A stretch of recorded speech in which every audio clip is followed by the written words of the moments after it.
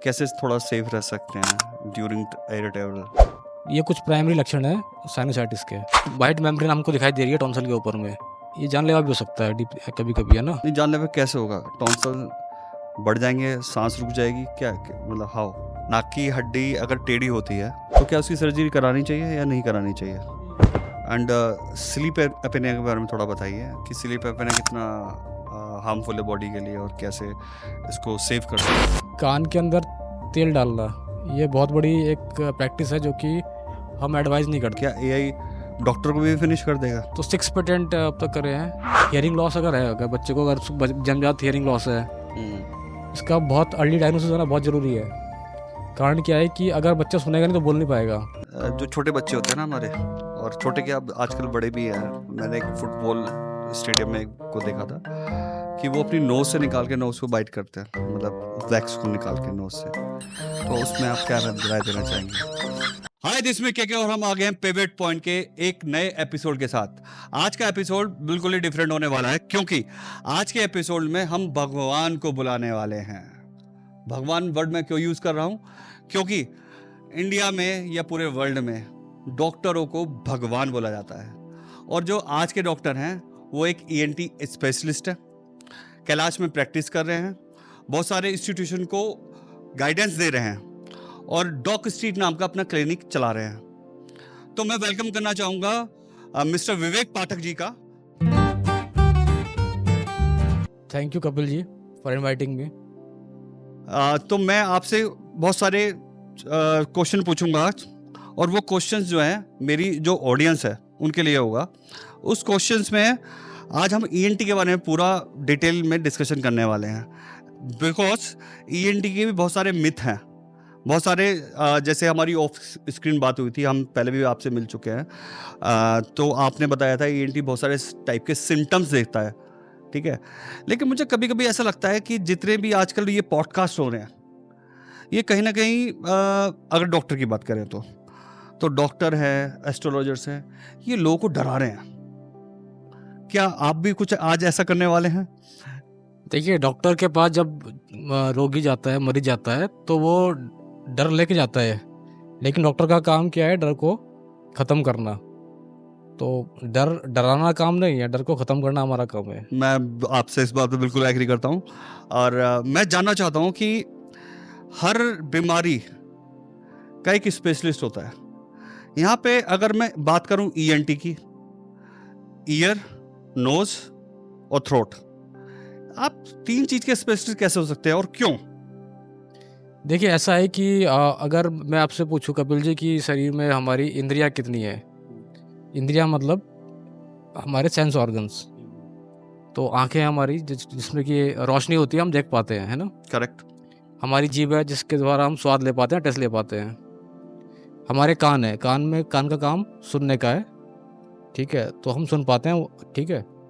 त्वचा है जिसके बाद हम छू पाते हैं, या ना, ठीक है। तो और नाक के थ्रू हम स्मेल ले पाते हैं, सुगंध ले पाते हैं। जब तक तो ये इंटैक्ट हैं तब तक हम उसको बोलते हैं quality of life.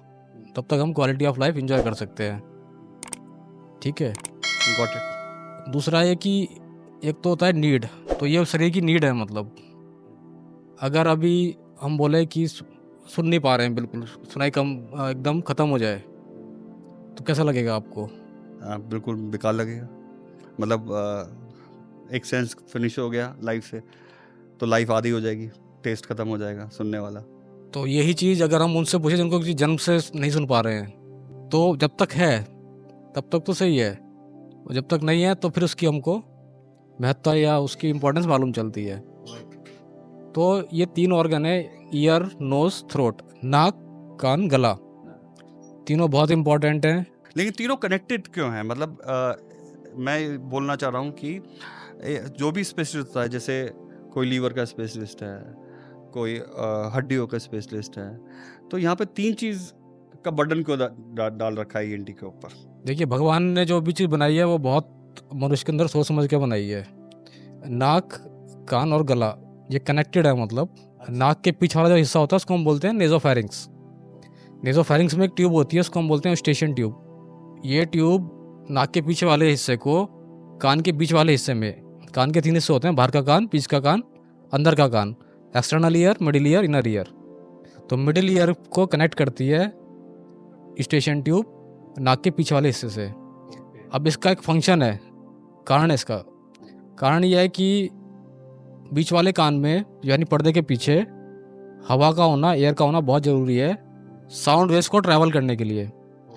Sound waves best travel कर पाती हैं एयर, उसको एयर मीडियम चाहिए होता है। अगर वहीं पे वाटर फ्लूइड होगा मतलब तो एयर ट्रैवल नहीं कर पाएगी। तो नाक के रास्ते एयर स्टेशन ट्यूब के थ्रू बीच वाले कान में पहुंचती है। ओके, ठीक है। गला जो है हमारा, जो थ्रोट है, वो एक कनेक्शन है मतलब। अब अगर मैं पूछूं कि अगर मैं बताऊं आपको कि गले में सिर्फ एक हड्डी है जिसको हम बोलते हैं हार्ड बोन, बाकी 2 मेन ट्यूब हैं, खाने की नली और सांस की नली, जिसको हम बोलते हैं लैरिंग्स, और खाने की नली को बोलते हैं फेरिंग्स, या जो नीचे इसोफेगस बन जाता है वो, है ना। बाकी पूरी की पूरी मसल, मास ही मास होता है पूरा, स्ट्रैप मसल्स बोलते हैं, स्टेनोग्राम एस्टर्न, तो मसल का बना हुआ होता है पूरा, है ना। और मसल प्रिवेंट करके रखती है इन ट्यूब्स को। और गला जो है नीचे आके खुलता है हमारा फेफड़ों के अंदर सांस की नली के थ्रू, और उस तरफ खाने के रास्ते में खुलता है इसोफेगस में या स्टमक में, है ना। तो गले का कितना बड़ा महत्व है ये आपको समझ में आ गया होगा अब। बिल्कुल बिल्कुल। बाकी मैं बायोलॉजी का स्टूडेंट रहा हूँ, 10th क्लास में मैंने बायोलॉजी ली थी। तो मैंने सुना था कि कान जो है पूरे बॉडी को बैलेंस करता है। तो कान सबसे इम्पोर्टेंट पार्ट है, या मतलब मुझे लगता है कि थोड़ा इस पर आप अपनी राय दें कि कान कैसे बैलेंस कर रहा है पूरी बॉडी को। ये बहुत ही अच्छा क्वेश्चन पूछा आपने। देखिए, कान का हम सोचते हैं कि पहला काम, जो प्राइमरी फंक्शन है वो क्या है, सुनना, है ना। पर सुनने के अलावा कान का बैलेंस में भी काम बहुत बड़ा योगदान रहता है। अगर बॉडी बैलेंस में है तो इसमें दो मेन सिस्टम काम कर रहे होते हैं। एक होता है सेंट्रल नर्वस सिस्टम, ब्रेन का हिस्सा होता है, उसको हम बोलते हैं सेरिबेलम। सेरिबेलम कोऑर्डिनेशन सेंटर है बॉडी का। अगर हमको चलना है तो कितना चलना है हमको, कौन सी मसल कॉन्ट्रैक्ट करेगी, कितनी कॉन्ट्रैक्ट करेगी, कौन सा जॉइंट कॉन्ट्रैक्ट करेगा, ये सारी इम्पल्स सेरिबेलम भेजता है। पर सेरिबेलम एक सेंटर है, ऐसे लेके चले हम कि सेंट्रल गवर्नमेंट है, सेंटर है मतलब, उसको लगातार इम्पल्स चाहिए होती हैं। इम्पल्स भेजने के लिए कान कैसा होता है, उसको हम बोलते हैं वेस्टिब्यूल। वेस्टिब्यूल थोड़ा इजी ब्रेक डाउन करके समझाएं, क्योंकि मैं समझ नहीं पा रहा हूँ आपकी बात को, तो थोड़ा जैसे टेक्निकल ज़्यादा हो रहा है। मैंने आपको पहले बताया कि कान के 3 हिस्से होते हैं, बाहर का कान, बाहर का कान, बीच का कान, और अंदर का कान, इनर ईयर। इनर ईयर में दो मेन ऑर्गन है। एक को बोलते हैं हम कॉकलिया, जो कि सुनने के लिए रेस्पॉन्सिबल है। एक होता है वेस्टिब्यूल। वेस्टिब्यूल जो है वो बैलेंस के लिए रेस्पॉन्सिबल है। ओके, ठीक है। तो वेस्टिब्यूल लगातार इम्पल्स भेजता है, राइट साइड से भी, मतलब दाहिनी तरफ से भी और बाईं तरफ से भी लगातार सेरिबेलम को इम्पल्स भेजता है। तब जाके सेरिबेलम वापस उसको इम्पल्स भेजता है, तब जाके बॉडी बैलेंस होती है, मतलब, है ना। अच्छा, अब मुझे एक चीज़ बताइए, सपोज मेरा ये वाला कान में मतलब डैमेज हो जाता है, तो मेरी चाल खराब हो जाएगी क्या? मतलब मैं बॉडी बैलेंस की बात कर रहा हूँ तो। जी, तो ये देखिए, ऐसा है कि अगर देखो, ट्रॉमा बहुत तरह के होते हैं। अगर हम पूछूंगा ना, कान पे अगर ट्रॉमा हुआ है, सपोज समवन हैज स्लैप्ड, है ना, किसी ने थप्पड़ मार दिया कान पे, पर्दे में छेद हो गया सपोज, ठीक है, पर ये इनर ईयर तक ट्रांसमिट नहीं हुआ, है ना, ठीक है। अगर इनर ईयर इन्वॉल्व हो गया है तो ये संभावना बढ़ सकती है। अच्छा, ठीक है। तो ये तो हो गया फिजिकल। एक होता है barotrauma. Barotrauma means pressure change की वजह से। ओके। जैसे जो लोग स्कूबा डाइविंग करते हैं, या आपने कभी कभी देखा होगा फ्लाइट में बहुत दर्द होता है, है, उसमें चिंगम खाने को बोलते हैं। जी जी जी जी। हाँ, हाँ। तो कारण ये है, इसको हम बोलते हैं बैरोट्रॉमा। एयर प्रेशर की चेंजेस की वजह से कान के अंदर कुछ ट्रॉमा हुआ, मतलब, है ना। उस केस में चक्कर आने की संभावना रहती है। अच्छा, जो फ्लाइट में जैसे ट्रैवल करते हैं तो उसमें जो प्रेशर पड़ता है तो वो सीवियर हो सकता है, उससे कुछ दुर्घटना हो सकती है किसी की? हो सकती, नहीं हो सकती है? हो सकती है, रेयरली हो सकती है। वो मैंने बताया कि बैरोट्रॉमा होता है, उसको हम बोलते हैं। हाँ, जैसे फ्लाइट डिसेंड करती है तो एयर प्रेशर चेंजेस होते हैं, मतलब, ठीक है। ठीक है। और अगर उस समय पे आपको एयरवे इन्फेक्शन हो रखा है, जुकाम है या बहुत ज़्यादा साइनोसाइटिस है, एयरवे इन्फेक्शन, अपर एयरवे इन्फेक्शन हो रखा है, ओके, तो स्टेशन ट्यूब जैसे मैंने बताया वो ब्लॉक हो जाती है। ओके, ठीक है। जो बीच के कान की एयर है वो एब्जॉर्ब हो जाती है, ख़त्म हो जाती है, और पर्दा में खिंचाव चालू हो जाता है। हाँ, और बहुत रेयरली कभी कभी जो है ना वो ये जो अपना हमारा जो जो वेस्टिबुल है जो कि बैलेंस का ऑर्गन है वो भी इन्वॉल्व हो जाता है, तो चक्कर की संभावना बढ़ सकती हो तो उसे सकती है। कैसे, अगर एज ए एयर ट्रेवलर आप कोई राय दें, तो कैसे थोड़ा सेफ रह सकते हैं ड्यूरिंग एयर ट्रेवल? तो नंबर वन, अगर बहुत सीवियर साइनोसाइटिस है या नॉन केस ऑफ साइनोसाइटिस है तो स्टीम वगैरह ले सकते हैं आप बिफोर टेकिंग द फ्लाइट, है ना, before taking the the flight? Flight, ठीक है। और जब फ्लाइट के अंदर हैं तो आप च्यू करते रहें, है ना, च्युइंगम वगैरह देते ही हम आपको, है ना, तो आपको च्यू करना है या वाटर को सिप करना है, मतलब, है ना, या जॉ मूवमेंट भी करेंगे तब भी स्टेशन ट्यूब ओपन होती है। तो ये कुछ साधारण उपाय हैं जिसके द्वारा आप एयर प्रेशर को डाइवर्ट कर सकते हैं मेंटेन कर सकते हैं during flight. With in flight. तो ये एयरवे टेक्निक्स हैं, इनको इम्प्रूव कर सकते हैं। ओके। अच्छा, अभी मैं अमेजन से मैंने एक इंस्ट्रूमेंट मंगाया था, क्योंकि कहीं ना कहीं वैक्स की प्रॉब्लम बड़ी रहती है कान के अंदर। तो मैं ऐसी स्टिक का यूज़ कर सकता हूँ, और कभी भी डर लगता है कि वो स्टिक कभी बच्चे कान में ना मार दें और मेरे पर्दे में कुछ गड़बड़ हो जाए। तो हम वैक्स को कैसे क्लियर कर सकते हैं, थोड़ा आइडिया? तो सबसे पहले आपने अमेजन से स्टिक मंगाई, इसको आपने यूज़ कैसे करा मुझे आप ये बताइए। स्टिक, उसमें 6 टाइप की स्टिक थी। ठीक है। ठीक है। और उसमें जो मेजर स्टिक थी उसमें मतलब खांचा सा बना हुआ था, तो उससे वैक्स को हम मतलब क्लीन नहीं, करने के आपने लिए डाला कैसे, ये मुझे बताइए। डायरेक्ट डाल दिया। डायरेक्ट डाल दिया, है ना। हाँ। आपने देखा नहीं कहाँ पे गया हुआ है ना। नहीं, अब मैं आपको ये बताऊं कि बाहर का कान जो है ना वो स्ट्रेट नहीं है, वो कर्व होता है।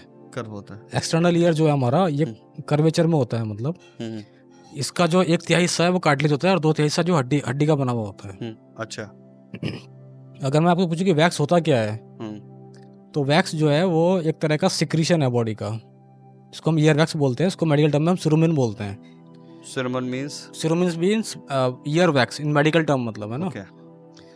तो ये ओवर टाइम जमा जमा होता रहता है, कलेक्ट होता रहता है। ठीक है। नॉर्मली तो वैक्स सिकिटो का हल्का फुल्का आपको मालूम भी नहीं चलेगा, पर जब ये कलेक्ट हो जाता है या इम्पैक्ट हो जाता है तब दिक्कत आती है पेशेंट को, है ना। अब ऐसे में अगर आप बाहर से कुछ भी चीज़ डालेंगे, भले चाहे वो ईयरबड हो, चाहे आपने ये बताया कोई आपने डिवाइस मंगाया था जो है ना XYZ, तो वो आप इनडायरेक्टली डाल रहे हो कान में, है ना, आपको दिख नहीं रहा वो कहाँ पे जा रहा है। तो इनवेरेबली ये जो है ना ट्रॉमा कर देते हैं इसमें स्किन में, है ना, ओके। कैनाल की, इसकी वजह से एक्सटर्नल कैनाल का ट्रॉमा हो सकता है, या वैक्स फर्दर पुश भी हो जाता है कभी कभी, मतलब टुवर्ड्स दी टाइम्पेनिक मेम्ब्रेन। तो ट्रॉमा होगा तो उसमें क्या इश्यूज होंगे, क्या चेंजेस होंगे मतलब बॉडी में, मतलब? ट्रॉमा अगर होगा एक्सटर्नल ईयर में तो वहाँ पे स्वेलिंग आ सकती है, एक्सक्रूशिएटिंग पेन हो सकता है, मेडिकल टर्म होती है उसको हम बोलते हैं ऑटिटिस एक्सटर्ना, बाहर के कान का इन्फेक्शन है ना, वो हो सकता है। Okay okay okay okay. और रियरली कभी कभी अगर किसी सरफेस पे आपने छोड़ दिया उसको और उसको वापस यूज कर लिया तो फंगल इन्फेक्शन भी होने की संभावना बढ़ जाती है उसके अंदर। Okay okay okay. तो ईएनटी हमारे अवेयरनेस, ईएनटी के रिगार्डिंग अवेयरनेस क्या सच में बहुत ज़रूरी है? क्योंकि और भी जैसे स्पेशलिस्ट हैं, कैंसर के हैं या ऑर्थो के हैं, ईएनटी क्यों ज़रूरी है? मतलब काइंड ऑफ क्योंकि हम सब ना ईएनटी को इतना मेजर नहीं मानते हैं, क्योंकि नोज़ में जैसे मुझे साइनोसाइटिस है, लॉन्ग टर्म से है, आई डोंट केयर। अगर मुझे कोई अदर इश्यूज़ हैं तो मैं भाग के जाऊँगा डॉक्टर के पास। इंडिया का तो मैं टेकन एज ए ग्रांट ले लिया कि जब चीज़ें बढ़ेंगी तब मैं जाऊँगा। तो मुझे ये पता करना है कि मुझे ईएनटी सर्जन के पास कब जाना है, किस केसेस में जाना है, क्या वो सीवियर कंडीशन है या ज़्यादा सीवियर हो सकती है।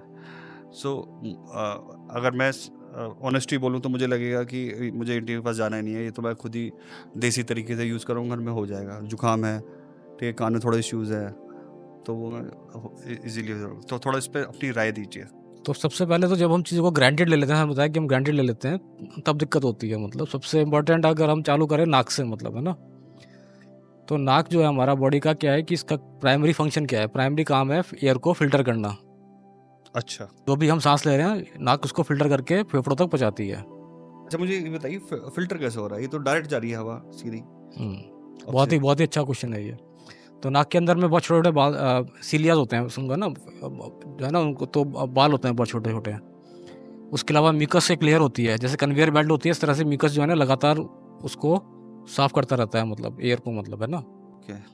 और नाक जो है वो कनेक्टेड है साइनसिस से, जो चेहरे की हमारी हड्डियाँ हैं, इनको हम साइनसेस बोलते हैं। ये खोखली हड्डियाँ होती हैं। ये दिस हाँ, ये मैक्सिलरी साइनस जो आप दबा रहे हो, ये है मैक्सिलरी बोन। तो मैक्सिलरी बोन के अंदर मैक्सिलरी साइनस है। अगर हम बोलें कि साइनस क्या चीज़ है, बहुत सारे पेशेंट आके बोलते हैं मुझे साइनस है। तो साइनस एक एम्प्टी स्पेस है बोन के अंदर में, जिसमें नॉर्मली हवा एयर होती है ना। और ये कभी कभी अगर बहुत लंबे टाइम एलर्जिक कंडीशंस रहें या इन्फेक्शन रहें, तो इसमें म्यूकस बढ़ना चालू हो जाता है। साइनस की जो ओपनिंग है वो ब्लॉक हो जाती है। म्यूकस क्या होता है? काइंड ऑफ मवाद टाइप या कुछ क्या होता है म्यूकस? म्यूकस तो नॉर्मल सिक्रीशन है, ग्लैंड्स का सिक्रीशन होता है। ये लगातार साफ होता रहता है, 24 घंटे साफ होता रहता है। लेकिन होता कहाँ से है? साइनस के ओस्टियम से। पर जब ओस्टियम ब्लॉक हो जाता है तो ये म्यूकस कलेक्ट जमा होना चालू हो जाता है, और ओवर द टाइम ये पस में चेंज हो जाता है, मतलब है ना। ओके, इसको हम बोलते हैं साइनोसाइटिस। साइनसाइटिस। उसके लक्षण फिर दिखाई देने चालू होते हैं। चेहरे पे भारीपन होना, गले में खराश रहना, खासकर उठने के टाइम, ठीक है। या कभी कभी कॉम्प्लिकेशंस भी डेवलप हो जाते हैं पेशेंट को, आंखों पे स्वेलिंग आ जाना, ठीक है। या रेयरली इन्फेक्शन ब्रेन की तरफ भी आ सकता है। अब इसलिए इंपॉर्टेंट है, या आपने जैसे कुछ पहला क्वेश्चन जैसे पूछा आपने कि भाई नॉर्मल जुकाम है, उसको आप लेके चल रहे हैं, कुछ भी कर लिया और उसके बाद में ये तो ठीक हो जाएगा, मतलब राइट। तो हमेशा ठीक नहीं हो जाएगा। Rarely it can go in the orbit, आंखों में इन्फेक्शन कर सकता है, and rarely it can go towards the brain also. Okay, तो छोटी चीज़ थी, पर आपने सोचा you have taken it granted, it can turn into complications. तो हमें एक नॉर्मल जुकाम में भी ईएनटी सर्जन से डिस्कस करना चाहिए, आप ये बोल रहे हैं? देखिए, मैं सिर्फ चीज़ बताता हूँ कि नॉर्मल क्या आपको ये चीज़ जानना बहुत ज़रूरी है। राइट, है प्लीज। ना। जो सीजनल फ्लू होते हैं उसको आप नॉर्मल लेके चल सकते हो, ओके, ठीक है। पर अगर ये लगातार रह रहा है आपको, है ना, लगातार अगर ये तीन महीने से ज़्यादा टाइम हो गया है, या किसी मौसम में लगातार बढ़ता चला जा रहा है, मतलब है ना, जिसको शायद नज़ला बोलते हैं हमारी कॉमन लैंग्वेज में, तो प्रॉपर इन्वेस्टिगेशन होना, प्रॉपर जांच होना, प्रॉपर तरीके से डॉक्टर को दिखाना बहुत ज़रूरी है इस केस में, है ना। और ख़ासकर अगर आप उस कैटेगरी में जो कि थोड़ा सा इम्यूनिटी उतनी स्ट्रांग नहीं है, इम्यूनो कॉम्प्रोमाइज पेशेंट हैं, लॉन्ग टर्म डायबिटीज़ है, अनकंट्रोल डायबिटीज़ है ना, उन केसों में खासकर। तो ये जो भी नोज़ के इश्यूज हैं लाइक साइनोसाइटिस, तो कैसे हम मेज़र कर सकते हैं?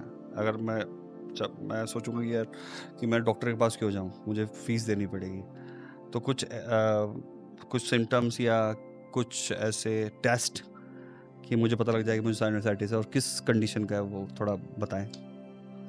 तो सबसे इम्पोर्टेंट तो सिम्टम्स हैं, लक्षण जो होते हैं।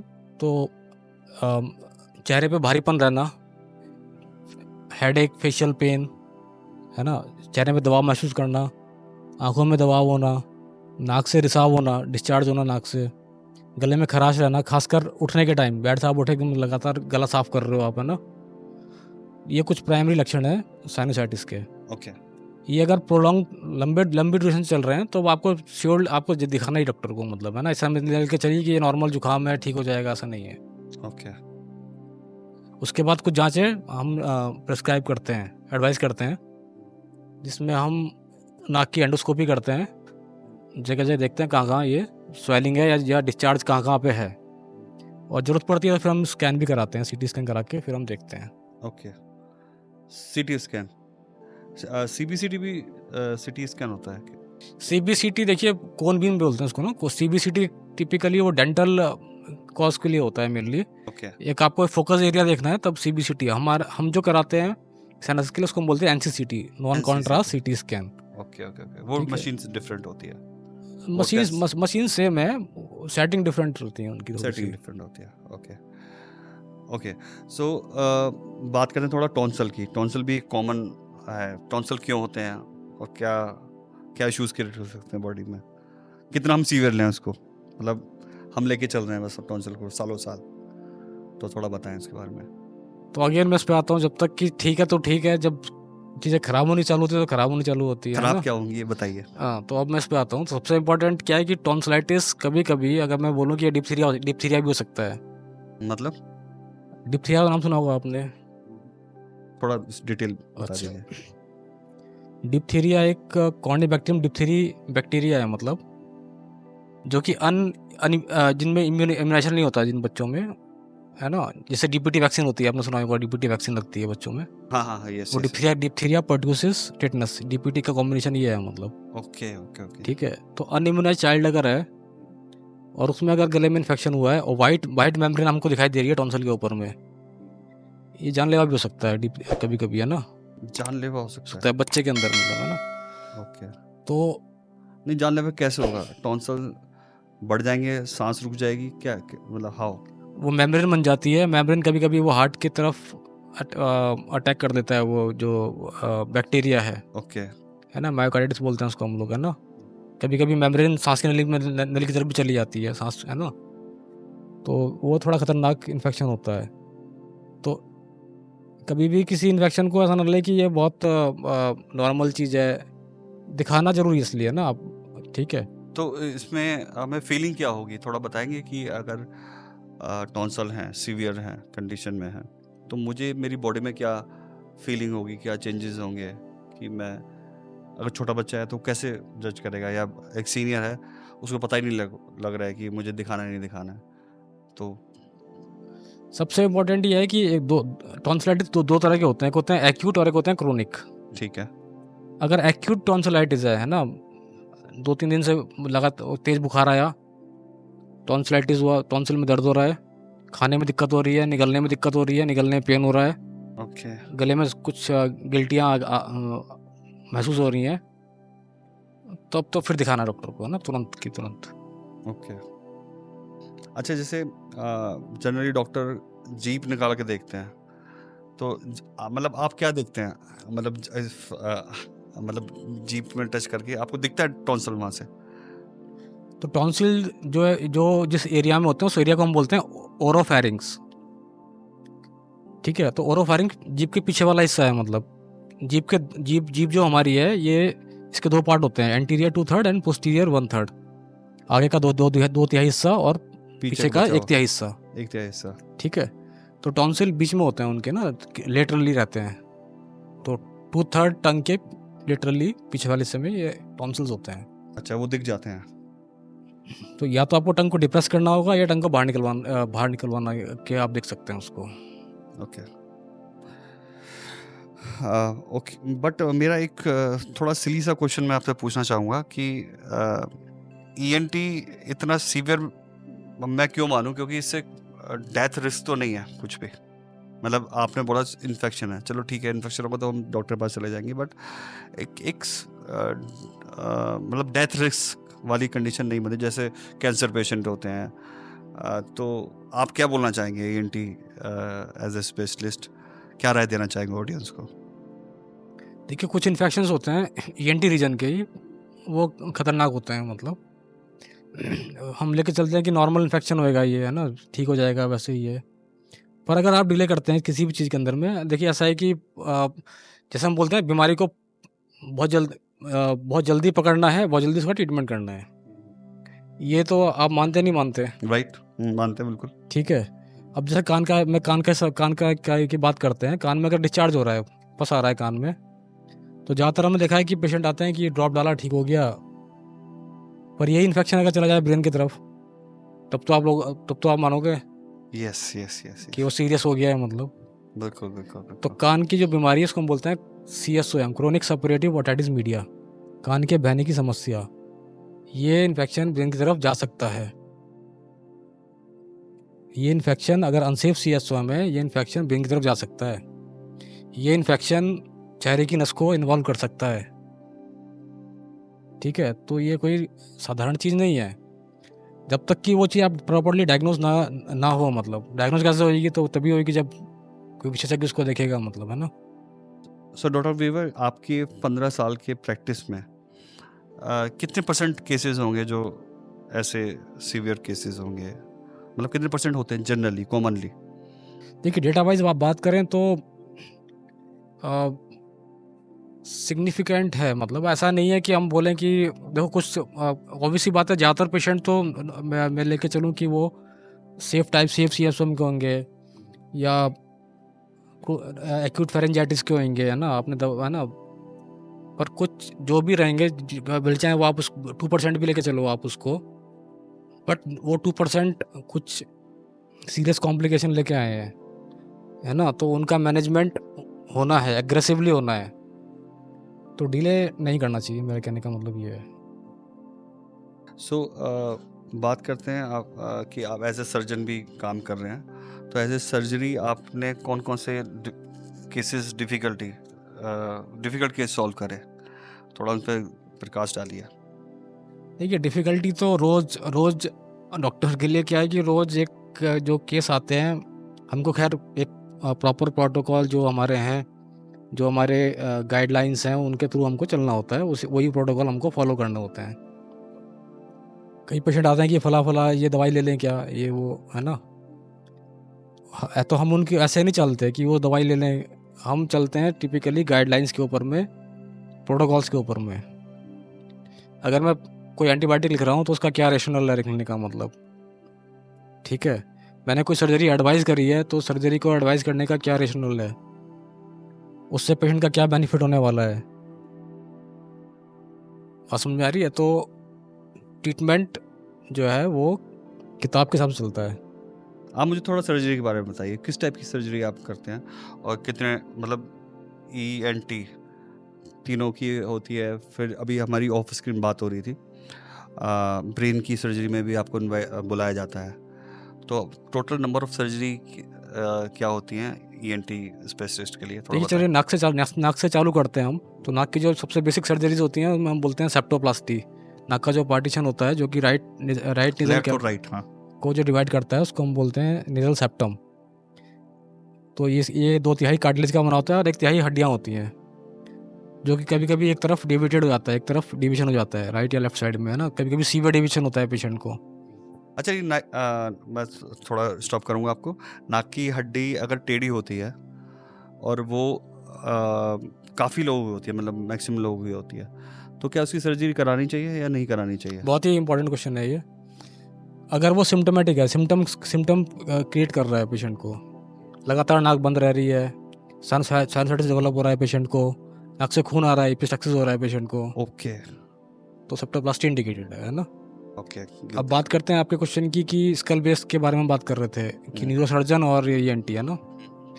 तो बाहर भी और अब तो खैर इंडिया में भी काफ़ी जो सेंटर्स हैं वो एज स्कल बेस सेंटर होते हैं। मतलब स्कल बेस का मतलब होता है कि नाक के ऊपर की छत बोले हम, कान के ऊपर की छत, है ना, ओके। और ब्रेन के नीचे की सतह है, हाँ जी। जिस पर कि ब्रेन टिश्यू बैठा हुआ है, तो ये सपोर्ट करता है ब्रेन को, उसको बोलते हैं स्कल बेस। एक स्कल बेस, ठीक है, जैसे ये कमरा है, इस कमरे की छत है, इस कमरे के ऊपर वाला एक कमरा होएगा, तो ऊपर के कमरे में ब्रेन है, नीचे के कमरे में नाक है, और उस तरफ में कान है, मतलब अगले वाले कमरे में। तो इस छत के ऊपर अगर हमको जाना होएगा तो कैसे जाएंगे? सीढ़ियों से नहीं, हम अगर इस कमरे में बैठे हुए हैं, मुझे इस छत पे जाना है, तो ये तोड़ के जाना पड़ेगा फिर तो मुझे या तो कोई सीढ़ी चाहिए, मतलब हाँ, ऊपर सीढ़ी चढ़ने चाहिए। के लिए, है ना। तो नाक के थ्रू हम इस स्कल बेस में जाते हैं, okay endoscopically we go towards the skull base. Okay, यहाँ से एंडोस्कोपी की। हाँ, स्कल बेस सर्जरीज होती हैं, मतलब, है ना। तो ये कोलैबोरेटिव सर्जरी होती है, both ENT and neuro surgeon and ENT दोनों कोलैबोरेट करते हैं। कुछ बीमारियां होती हैं, जटिल बीमारियां होती हैं, उनकी सर्जरीज स्कल बेस सर्जरीज में आती हैं। अच्छा, ये तो हमारी एक नोज की सर्जरी आपने बताई है स्कल बेस पे, और कितने टाइप की सर्जरी होती है? तो नाक के अंदर की अगर हम बात करें तो जैसे मैंने बताया फंक्शनल एंडोस्कोपिक साइनस सर्जरी बोलते हैं उसको हम लोग, एंडोस्कोपिक सर्जरीज होती हैं। तो नाक में पॉलिप हो जाते हैं, पॉलिप वगैरह की समस्या बहुत कॉमन है काफ़ी, है ना। पॉलिप क्या होते हैं, थोड़ा एक्सप्लेन पॉलिप ऐसे लेके चलें आप कि कोई नाक के अंदर म्यूकस में रहता है, कि म्यूकस होता है नाक के अंदर, है ना। ठीक है। म्यूकस जमा हो रहा है तो गुब्बारे की तरह ये एक गांठ बन जाती है। ठीक है, ये बनाइन कंडीशन है ना। पर ये क्योंकि गांठ है तो वो नाक के अंदर नाक को ब्लॉक कर देती है, नाक को, मतलब पेशेंट को पूरी सांस नहीं जा रही होती, सूंघने की क्षमता कम हो जाती है। ठीक है, तो इस केस में हम एंडोस्कोपिकली इसको हम डिब्राइड कर देते हैं, जितना भी टिश्यू है ना, तो उसको हम बोलते हैं फंक्शनल एंडोस्कोपिक साइनस सर्जरी। अब नाक की शेप की सर्जरीज भी होती हैं। नाक की अगर शेप हमको अच्छी करनी है, या नाक बैठी हुई है या उठी हुई है, तो उसको रिशेप करने की सर्जरी होती है, उसको हम बोलते हैं राइनोप्लास्टी। अच्छा, इसको कॉस्मेटिक कॉस्मेटिक सर्जरी में आता है वो, तो उसको हम बोलते हैं राइनोप्लास्टी, है ना। ओके। उसके अलावा अगर हम देखें तो कुछ नाक के ट्यूमर्स होते हैं, उनकी सर्जरीज होती हैं, वो तो वो बहुत वास्ट सब्जेक्ट है। अगर हम बोलने बैठेंगे तो 12 घंटे से लग जाएंगे, है ना। Okay okay okay. तो ट्यूमर्स की सर्जरीज भी होती है नाक की, मतलब, है ना। हाँ हाँ। कान की सर्जरीज में सबसे जो कॉमन है वो कान का पर्दा बनाने की सर्जरी है, जिसको हम बोलते हैं टिम्पैनोप्लास्टी। तो कान का पर्दा बनाया जा सकता है? हाँ हाँ, सदियों से बनता आ रहा है। अच्छा सर, इसमें ओके, ठीक है। ठीक है। तो अगर कान के, सपोज मैं पूछूं पर्दे का काम क्या है बॉडी में, कान के पर्दे का काम क्या है? कान के पर्दे का वाइब्रेशन कंट्रोल करना। एक काम ये है, उसके अलावा नो आइडिया। तो पर्दा आप ऐसे लेके चलिए कि एक कमरा है, बाहर का कमरा है, मतलब एक्सटर्नल ईयर, और बीच का कमरा है मिडिल ईयर, इनके बीच का पार्टीशन है, मतलब ये, है ना। तो पर्दा एक तरह से पार्टीशन है, मतलब ये कोई भी बाहर की चीज बीच के वाले कान में आने से रोकता है। ओके। तो it act as a preventive barrier, मतलब, है ना। अब अगर इसमें छेद हो गया है तो क्या होगा, बाहर से कोई भी चीज अंदर जा सकती है, स्पेसिफिकली पानी, वाटर एंट्री अगर होगी कान में तो थ्रू परफोरेशन इन्फेक्शन होता चला जाता है कान के अंदर। ओके। ठीक है, आपने सही बताया कि वाइब्रेशन का काम तो है ही है, उसके अलावा ये इसका भी, पर्दे का काम ये भी है। तो पर्दे को बनाने की सर्जरी होती है, इसको हम बोलते हैं टिम्पैनोप्लास्टी। ये माइक्रोस्कोप के थ्रू होती है, क्योंकि पर्दे का जो साइज़ है बहुत छोटा होता है, 1 मिलीमीटर के आसपास होता है। तो माइक्रोस्कोप में इसको हम मैग्नीफाई करके काफ़ी बड़ा करके देख सकते हैं, और पर्दा बनाया जा सकता है। अच्छा, जैसे नोज के दवाई होती है, नोज जब रुकती है तो बच्चों के डाल देते हैं, बड़ों भी डालते हैं, और कुछ दवाई ऐसी होती हैं जो कान में भी डालते हैं। तो सेम क्यों चलती हैं ईयर और नोज की ड्रॉप? ईयर एंड नोज की ड्रॉप सेम नहीं होती, पहली बात तो। ईयर ड्रॉप्स जो होती हैं, देखिए बेसिकली 2 तरह की होती हैं। एक होती है सिरोमोनालाइटिक, जो कि वैक्स सॉल्वेंट होती हैं, या एंटीबायोटिक ईयर ड्रॉप होंगी, या एंटी फंगल ईयर ड्रॉप होंगी, तो ईयर के लिए होती हैं, मतलब, है ना। नेजल ड्रॉप्स जो होती हैं बेसिकली, ब्रॉडली बोलें तो नाक खोलने के लिए, जैसे बोलते हैं ना, नेजल डीकंजेस्टेंट होती हैं, है ना, या नेजल स्प्रेज होते हैं। वो डिपेंड करता है कंडीशन के ऊपर में, उस हिसाब से एडवाइस या प्रेस्क्राइब करी जाती हैं। तो आप कौन सी एडवाइस करेंगे? एडवाइस देखिए, ऐसा तो वो डिपेंड करता है कंडीशन देख के, है ना, पेशेंट की। Specifically we have to diagnose the condition, then we have to write the, है ना। सर, नेजल स्प्रे की हम बात कर रहे थे। नेजल स्प्रे क्या हम लॉन्ग टाइम तक यूज़ कर सकते हैं? देखिए कुछ जैसे ऑक्सीमेटाजोलिन, जाइलोमेटाजोलिन कंटेनिंग नेजल ड्रॉप्स होती है, इनको शॉर्ट ड्यूरेशन के लिए हम एडवाइस करते हैं या प्रेस्क्राइब करते हैं, क्योंकि ये करते हैं वेसो कंस्ट्रिक्शन, है ना। जैसे हमने नाक में डाला ऑक्सीमेटाजोलिन या जाइलोमेटाजोलिन कंटेनिंग ड्रॉप्स, नाक खुल जाती है अचानक से, खुल जाती है, हाँ। ये प्रॉपर्टीज वही हैं, क्योंकि वो करती है वेसो कंस्ट्रिक्शन, मतलब, है ना। पर इनको हम शॉर्ट ड्यूरेशन के लिए एडवाइस करते हैं, मतलब। लॉन्ग ड्यूरेशन में ये एक मेडिकल कंडीशन कर सकती है, उसको हम बोलते हैं रेनाइटिस मेडिकामेंटोसा। लॉन्ग वे में क्या कर सकती है? उसके लिए फिर हम, अब depending upon condition, nasal spray दे सकते हैं, है ना। ओके।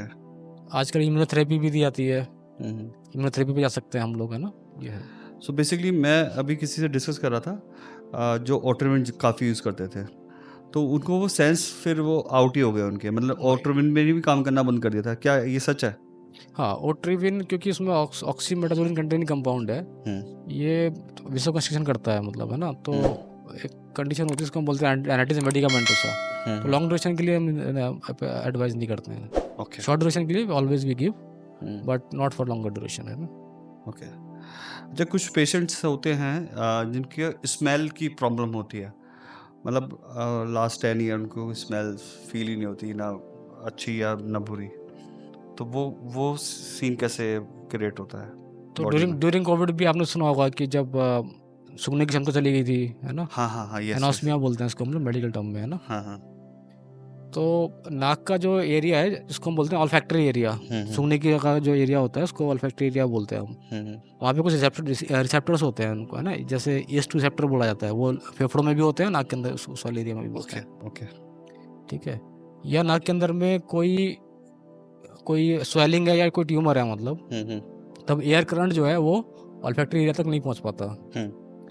तो अगर पेशेंट को ऑल्फैक्शन की दिक्कत है, खुशबू नहीं आ रही है, या खुशबू पता नहीं चल रही है हम्म या अलग तरह की स्मेल आ रही है मतलब, तो ऑब्वियसली कुछ ना कुछ कंडीशन उसमें मिलती है हमको। साइनसाइटिस भी हो सकता है पेशेंट को, कोई ट्यूमर भी हो सकता है, तो डिपेंडिंग। तो ये सही हो सकती है, स्मेल आ सकती है 10 साल बाद, 15 साल बाद? कुछ केसेस में आ जाती है, डिपेंडिंग अपॉन कॉज, जैसे मैंने बताया आपको है ना। कुछ कुछ में ये परमानेंट भी रहता है, ओके, परमानेंट भी हो सकता है। हो सकता है। ओके। एंड स्लीप एपनिया के बारे में थोड़ा बताइए कि स्लीप एपनिया कितना हार्मफुल है बॉडी के लिए और कैसे इसको सेव कर सकते हैं। तो ये दो दो टर्म है, स्लीप एपनिया। हाँ। तो एपनिया का मीन्स होता है, apnoea means cessation of respiration, सांस का रुकना। तो नींद के दौरान सांस का रुकना 10 सेकंड से ज़्यादा, इसको हम बोलते हैं स्लीप एपनिया। ओके। ठीक है। अब इसके कुछ प्रभाव दिखाई देते हैं। अगर पेशेंट की रात को सांस रुक जाए तो क्या होगा कि हमारा एक ब्रेन का सेंटर है, उसको हम बोलते हैं hypothalamus. Hypothalamus heart rate, respiratory rate, blood pressure, ये सब रेगुलेट करता है। तो जैसे ही बॉडी में ऑक्सीजन सैचुरेशन कम होता है, हाइपोथैलेमस इंडिकेशन एक्टिवेट हो जाता है एकदम। तो वो रेस्पिरेटरी रेट को बढ़ा देगा मतलब, ताकि हम ज़्यादा ऑक्सीजन ले पाए, मतलब है ना, ज़्यादा CO2 बाहर निकल पाए। ठीक है। हार्ट रेट इंक्रीज हो जाएगा। ठीक है। तो ये कुछ पैरामीटर इंक्रीज हो जाते हैं। अब अगर रात को पेशेंट की नींद बार बार खुल रही है तो क्या होगा, वो सुबह के टाइम सोएगा। इसको हम बोलते हैं day time somnolence, medical term में है ना। सुबह के टाइम उसको नींद आएगी, है ना। ऐसा क्यों हो रहा है कि रात को नहीं सो पा रहा, दिन में सोएगा? तो होता क्या है कि जो हमारी स्लीप साइकिल है, सपोज कि आपकी 8 घंटे की नींद है मतलब, है ना, ये दो हिस्सों में बटी हुई होती है। एक होती है REM स्लीप और एक होती है NREM sleep. REM means rapid eye movement, NREM means non rapid eye movement sleep. Basically बोले तो कच्ची नींद और एक गहरी नींद, है ना। तो REM स्लीप जो होती है उसको हम जिसको बोलते हैं कि वो कच्ची नींद है मतलब, है ना। तो इन पेशेंट्स में REM का जो टाइम है वो बढ़ जाता है, NREM का टाइम कम हो जाता है। ओके। ठीक है। तो फिर क्या होगा कि पेशेंट को सुबह के टाइम नींद आएगी या झपकी आएगी मतलब, है ना। बैठे बैठे वो सोने की कोशिश करेगा मतलब, है ना। और ये कंडीशन स्पेसिफिकली अगर आप ऐसे प्रोफेशन में है कि आपको लगातार अटेंशन चाहिए मतलब, तो उनमें ये प्रॉब्लमेटिक हो जाता है। आप किसी मशीनरी पे काम कर रहे हो, ठीक है, ड्राइविंग कर रहे हो, है ना। कुछ पेशेंटों में तो ऐसा होता है कि वो जैसे ड्राइविंग करते हैं तो वो कार रोक के फिर झपकी लेना चालू कर देते हैं मॉर्निंग के टाइम में। ठीक है। तो इसका प्रॉपर मैनेजमेंट बहुत ज़रूरी है। अच्छा, अब हर डॉक्टर ये बोलता है कि सोना बहुत ज़रूरी है, मतलब अच्छा सोना। अब सोने की दिक्कत डिफरेंट है। अभी BP का इश्यूज़ है, तब भी बंदा रात को उसको सर दर्द रहेगा, वो सो नहीं पाएगा। आपने एज ए इंटी स्पेशलिस्ट बताया कि ये इश्यूज़ हैं तो सो नहीं पाएगा। फिर क्या होता है कि और भी जो इश्यूज़ हैं जैसे लीवर के हैं, तब तो हमें पता कैसे लगेगा हम किस वजह से नहीं सो पा रहे हैं? ये पता करना विशेषज्ञ का काम है। हैं? ठीक है। ये काम डॉक्टर का है, वो पता करेगा, वो अच्छा। निकालेगा कॉज, है ना। ओके। ठीक है। अगर कोई दिक्कत आपको हो रही है, समस्या है, उसको आपको उस विशेषज्ञ को दिखाना है, ओके। उस पार्ट से संबंधित। अब हाँ, ओके। ठीक है। आपने जैसे बताया कि नींद नहीं हो रही है मतलब, है ना। नींद नहीं हो रही है तो किस कारण से नहीं हो रही है नींद, है ना। ठीक है। तो ये चीज तो विशेषज्ञ बता पाएगा। ओके। तो जैसे हमारी बात चल रही लास्ट टाइम कि हार्ट के भी सिम्टम्स हमें मिलते हैं जो हमारे नोज़ और ईयर के अराउंड घूमते हैं, तो थोड़ा उसके बारे में प्रकाश डालिए। तो अगर पेशेंट को स्लीप एपनिया है, लॉन्ग टर्म स्लीप एपनिया है, अनडायग्नोस्ड, है ना, अनट्रीटेड, अनमैनेज्ड, ठीक है, और सीवियर स्लीप एपनिया है पेशेंट को, तो ये हार्ट के ऊपर असर डाल सकता है लॉन्ग टर्म में, है ना। हार्ट फेलियर की संभावना बढ़ जाती है कुछ परसेंटेज में, है ना। तो स्लीप एपनिया डेवलप ही उन पेशेंट्स में होता है जिनमें कि बेसल मेटाबॉलिक जो BMI है बहुत ज़्यादा है पेशेंट का, बेसल मेटाबॉलिक इंडेक्स है काफ़ी ज़्यादा है। ओके। तो ओवरवेट पेशेंट्स हो गए, है ना। तो उनमें वैसे ही हार्ट की समस्या वैसे ही रहती है और ये और ज़्यादा प्रेसिपिटेट कर सकता है मतलब, है ना। ओके। मतलब स्लीप अगर वो रात को ढंग से नहीं सो पा रहा है तो उसका हार्ट भी ज़्यादा पंप करेगा, ऑब्स्ट्रक्शन बढ़ जाता है, एयरवे ऑब्स्ट्रक्शन रेजिस्टेंस बोलते हैं, वो बढ़ जाता है मतलब, है ना। एयर जी जी। Okay sir. ऐसे मतलब और क्या मिथ हैं ईएनटी के, थोड़ा उस पर बताएंगे कि ईएनटी के कैसे और कौन से मिथ्स हैं जो लोग अवेयर नहीं है।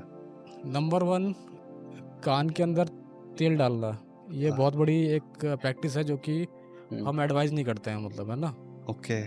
कान में तेल नहीं डालना चाहिए। कान को सूखा रखना है, कान में कोई चीज़ नहीं डालनी है। तो ये वैक्स कैसे हम आउट करेंगे, या फिर जो भी इश्यूज हैं, या कभी भी कान में खुजली आती है तो वो क्या वो कैसे क्लियर करेंगे? नॉर्मली कान की सेल्फ क्लिनजिंग होती है, ये प्रॉपर्टी है कान की, है ना। सेल्फ क्लिनजिंग होती है, हम जब बात करते हैं, चबाते हैं, ओके। तो थोड़ा सा वैक्स अपने आप एक्सट्रूड होता है बाहर की तरफ में, है ना।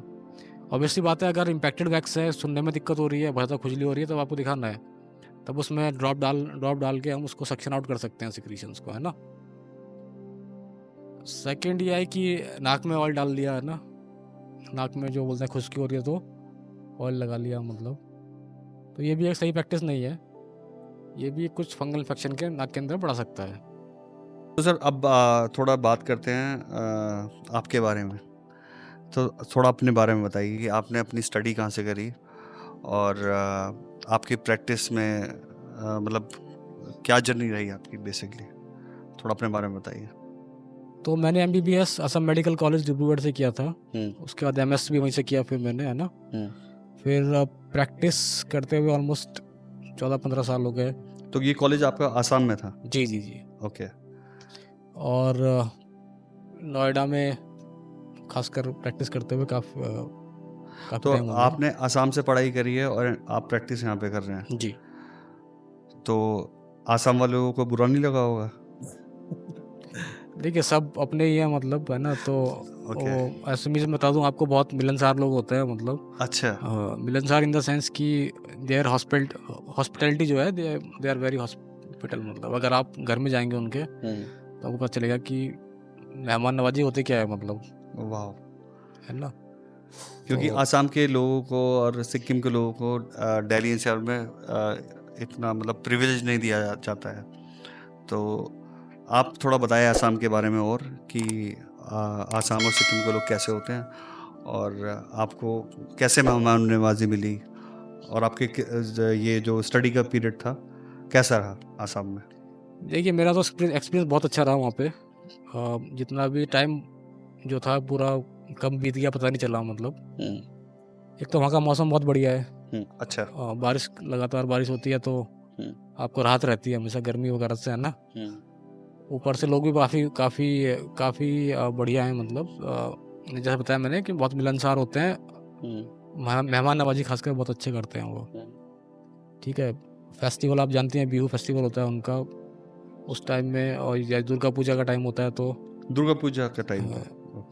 तो बहुत चहल पहल रहती है, बहुत अच्छा लगता है वहाँ पे, ये है। तो आप अपने आसाम वाले फैन को क्या बोलना चाहेंगे?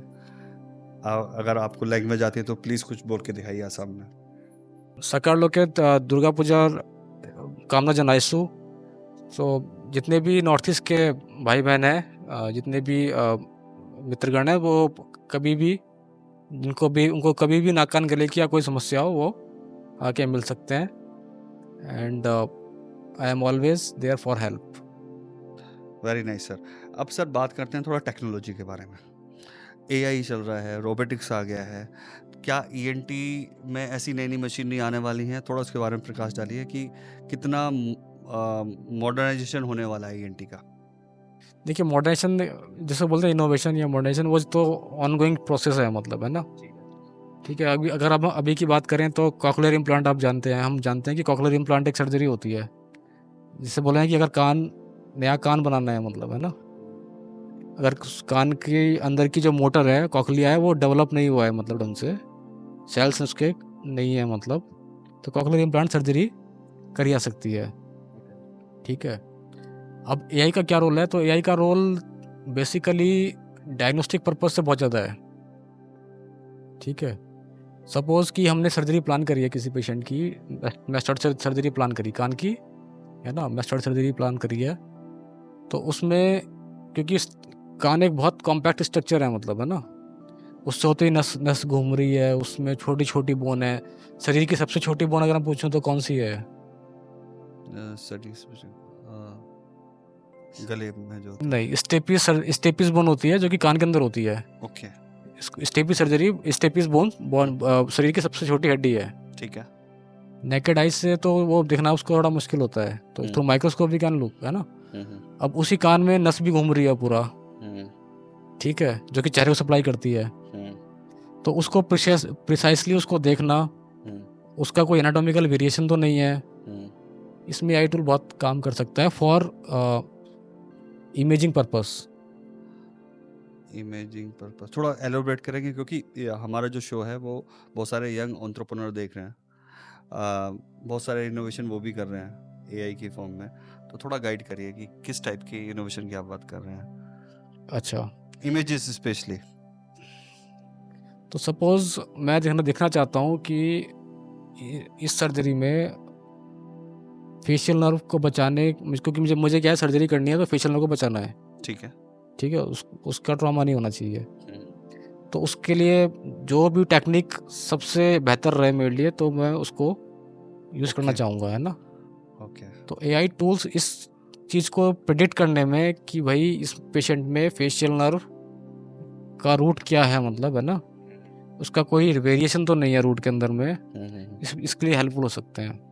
ओके ओके, ठीक तो है। आपने इमेज की बात करी, इमेज सीटी की इमेज सिटी इमेजेस, सीटी इमेजेस की है। ओके, ठीक है, सो वो एनालिसिस कर सकता है एनालिसिस कर एआई सकता टूल सीटी इमेज के को। ठीक है। Okay, understand. तो सर आजकल यूँ बोला जा रहा है कि एआई बहुत सारी जॉब फिनिश कर देगा। क्या एआई डॉक्टर को भी फिनिश कर देगा? नहीं, ऐसा कुछ नहीं है।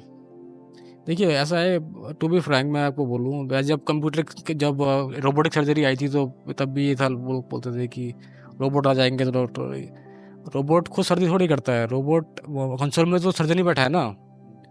रोबोट का काम क्या है कि वो उसकी आर्म, अब जैसे मेरी आर्म है, ये आर्म पूरी 360 डिग्री रोटेट नहीं कर सकती, और रोबोटिक आर्म 360 डिग्री रोटेट कर सकती है। कर कौन रहा है? वो करता सर्जन ही है। सर्जन ही कंट्रोल कर रहा होता है उसको, रोबोट को। बाहर से कोई कंट्रोल नहीं करता है, सर्जन ही कंट्रोल करता है उसको, ठीक है। तो मैं नहीं समझता हूँ कि इसमें कुछ इसमें बहुत ज़्यादा फर्क पड़ने वाला है, क्योंकि ऑब्वियस सी बात है कि पेशेंट जाता है डॉक्टर के पास में, मतलब, है ना, उसको इमोशनल वो चाहिए होता है। सिर्फ डॉक्टर ऐसा नहीं कि पेशेंट को देखा दवाई लेने चालू कर दिया, ऐसा थोड़ी होता है। मेरी बात समझ में आ रही है ना आपको? वो पूछता है, भैया क्या करते हो आप, है ना, घर में कितने लोग हैं, उसे याद रहता तो पूछता भी है, अरे आपका बच्चा वहाँ पे था, यूएस में था, अब आ गया क्या। तो ये इमोशनल जो टच है, ये बहुत ज़रूरी है। सो रोबोटिक्स का आपने जो बताया, आई का पूरा रोबोटिक होता है आज की डेट में, शायद उसमें डॉक्टर की ज़रूरत नहीं पड़ती है। नहीं, ऐसा नहीं है। अच्छा, देखिए, रोबोटिक सर्जरीज जो हैं वो स्पेसिफिक कुछ एरियाज़ में कुछ चीज़ों के लिए करी जाती है, वो स्पेसिफिक हैं। हर चीज़ में रोबोटिक सर्जरी नहीं होती है। हर चीज़ का वो वही डिसाइडिंग फैक्टर हमेशा डॉक्टर रहता है, वो सर्जन रहता है, मतलब वो सर्जन डिसाइड करता है मुझे रोबोटिक सर्जरी पे जाना है। सर्जन डिसाइड करता है मुझे लेज़र लेज़र सर्जरी करनी है। पेशेंट तो ऑब्वियसली आगे कुछ, मतलब, कहीं से इन्फॉर्मेशन लेके आ गया, मतलब, कि इसमें लेज़र सर्जरी होती है, ये और लेज़र, बहुत सारे पेशेंट आते हैं कान का पर्दा बना दीजिए लेज़र से। तो लेज़र एक कटिंग टूल है, अब कटिंग टूल से आप पर्दा थोड़ी बना देंगे, तो ये बात है ना। तो लेज़र सर्जरीज स्पेसिफिकली होती है। हमारे जैसे ईएनटी के अंदर में लेज़र सर्जरी का स्पेसिफिक रोल है। अर्ली ट्यूमर्स होते हैं जो कि लैरिंग्स के, गले के, और उनको काटने के लिए या उनको निकालने के लिए। कान की स्टेपी सर्जरी होती है उसके लिए। नाक की एंडोस्कोपिक DCR सर्जरी होती है, या बैंड्स वगैरह के लिए। तो laser is a cutting tool. Same बात रोबोटिक सर्जरीज की है। तो रोबोटिक सर्जरीज स्पेसिफिक इंडिकेशन है उनके, डिसाइडिंग फैक्टर सर्जन रहता है, जो कि गाइडलाइन के थ्रू चलता है, अपने हिसाब से नहीं चलता। ही ऑलवेज फॉलोज द गाइडलाइंस। अच्छा, जनरली यूँ बोला जाता है कि डॉक्टर इज ऑन प्रैक्टिस, तो प्रैक्टिस है, इसका मतलब डॉक्टर परफेक्ट नहीं है। तो हम इमेच्योर लोगों को एज ए पेशेंट दिखा रहे हैं क्या? मतलब डॉक्टर प्रैक्टिस कर रहे हैं, मतलब डॉक्टर परफेक्ट नहीं है। तो इसमें आप क्या बोलना चाहेंगे, इसकी क्या राय देंगे इसमें? देखिए परफेक्ट की डेफिनेशन आप क्या लेके चलते हो? अब मैंने वो ये nobody is perfect. Nobody perfect का मतलब नहीं होता भाई। डॉक्टर तो वही फॉलो करेगा जो लिखा है किताब के अंदर में ना। उसको किताब के हिसाब से अपनी चीज़ें फॉलो करनी है। खुद का ट्रीटमेंट थोड़ी बना देगा डॉक्टर अपना। ओके। अब मैं स्टेज 4 कैंसर लेके चला जाऊँ, है ना, जो कि पूरा मेटासिस हो रखा है बॉडी के अंदर में, है ना, तो डॉक्टर कहाँ से चलेगा? वो चलेगा किताब के हिसाब से भाई, राइट, है ना। तो ये तो एक रिलेटिव टर्म है, परफेक्ट नॉट नॉन परफेक्ट, है ना। Okay. Doctor they always go by books only, है ना। बुक्स आर्ट मतलब highly recommended, you can say articles, और you can say systematic reviews और मेटा एनालिसिस जो होते हैं, क्योंकि बहुत सारी स्टडीज़ का एक निचोड़ होता है, मतलब, है ना। उनको लेके तो पढ़ाई करके तब जाके मेरा कहने का मतलब उसको वो फॉलो करते हैं चीज़ को। राइट। अच्छा, अब मैं ये चाहूँ कि मेरे हिसाब से फॉलो चीज़ें, तो वो फिर बोला कि परफेक्ट नहीं है ना। तो ये तो एक तरह से आप अच्छा, डॉक्टर जब अपनी स्टडी कंप्लीट करते हैं तो आपके लिए तो काफ़ी पुरानी बात हो गई होगी, but thesis kind of as a innovation कि बुक्स आप भी लिख रहे हैं, है ना। Once you finish the study आप भी एक बुक्स को पब्लिश करते हैं, प्लस आपने कुछ इतने जर्नी में आपने इनोवेशन भी करी है। तो अपने थीसिस और अपनी रिसर्च और अपने इनोवेशन के बारे में थोड़ा बताइए। तो बेसिकली जब भी थीसिस तो रिक्वायरमेंट है, जब भी आप पीजी करते हो 3 साल की पीजी के अंदर में आपको थीसिस मैंडेटरी है। Before exam you have 6 month before the exam आपको थीसिस सबमिट करनी होती है। वो एक टाइप का इनोवेशन ही है वो भी, राइट? हाँ, वो इनोवेशन मतलब इट इज़ एक डिफरेंट सब्जेक्ट है। नहीं, सब्जेक्ट सेम है। उसमें आपको एक टॉपिक के ऊपर में एक थीसिस लिखनी होती है। ओके। थीसिस का मतलब हो गया कि आपने एक टॉपिक लिया, उसके आपने सपोज सैंपल साइज आपका 60 है या 70 है या 80 है, 100, जो भी सैंपल साइज है, उतने पेशेंट आपने लिए। उनके ऊपर आपने जो भी, अब भले चाहे आपको ट्रीटमेंट, कोई स्पेसिफिक ट्रीटमेंट आप वो उसमें वो कर रहे हो, तो वो पूरी एक थीसिस बनती है जो कि प्रिंट होती है, मतलब, है ना। और वो आप मतलब प्रेजेंट भी करते हो उसको, उसका आप पेपर भी पब्लिश करते हो, उसका आर्टिकल भी बनाते हो आप, है ना। ओके। तो अभी आप ऐसे आर्टिकल्स पब्लिश करते हैं या फिर आप फोकस ही आपका सर्जरी और अपने काम पे ही है? देखिए आर्टिकल मैं लिखता हूँ, बीच बीच में लिखता हूँ मैं आर्टिकल, है ना। कुछ पेटेंट भी करे हैं, है ना। बट ज़्यादातर टाइम पेशेंट मैनेजमेंट पे जाता है, पेशेंट बिकॉज वो सबसे बड़ी प्रायोरिटी है ना। लेकिन हाँ, पढ़ना, नई नई चीज़ें सीखना, आज भी मैं वर्कशॉप में जाता हूँ, आज भी कॉन्फ्रेंसेस में जाता हूँ, क्योंकि विदाउट, जैसे बोलते हैं ना कि डॉक्टर का पढ़ना कभी रुकता नहीं है, वो उसको उम्र भर पढ़ना है, मतलब। तो आप अपने पेटेंट के बारे में बताइए, जो आपके कितनी रिसर्च करें, कितने पेटेंट्स हैं, और लेटेस्ट पेटेंट के बारे में थोड़ा। तो 6 पेटेंट अब तक करे हैं। वाओ, 6 पेटेंट्स हैं। बेसिकली इंस्ट्रूमेंट्स के ऊपर ही है, ENT के इंस्ट्रूमेंट्स हैं, है ना, उनके ऊपर ही है। ओके। तो लास्ट लेटेस्ट पेटेंट जो बहुत करीब हो आपके हार्ट के?